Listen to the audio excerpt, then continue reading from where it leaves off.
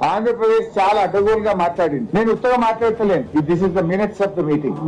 ఢిల్లీలో 30 జనవరి నాడు ఆంధ్రప్రదేశ్, తెలంగాణ కేంద్ర ప్రభుత్వ అధికారులు కలిసి సంయుక్తంగా ఢిల్లీలో నిర్వహించిన మీటింగ్ మినిట్స్. ఇది ఎప్పుడు వచ్చింది మినిట్స్ అంటే మన చేతికి 12 ఫిబ్రవరి 2026 నాడు వచ్చింది.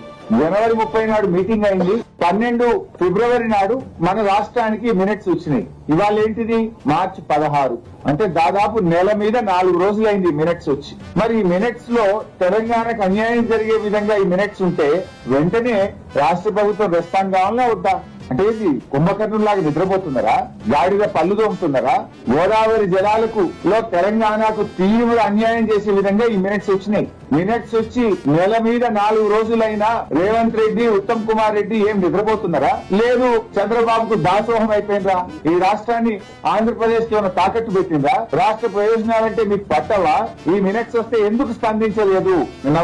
వినిపిస్తా ఏముందో ఇలా అంటే అసలు ఈ మీటింగ్ కే పోము అన్నారు. పోము అని మీటింగ్ కు ఎందుకో మోకాళ్ళ మీద పరిగెత్తిపోయింది. మళ్ళీ ఏం చెప్పిండ్రు?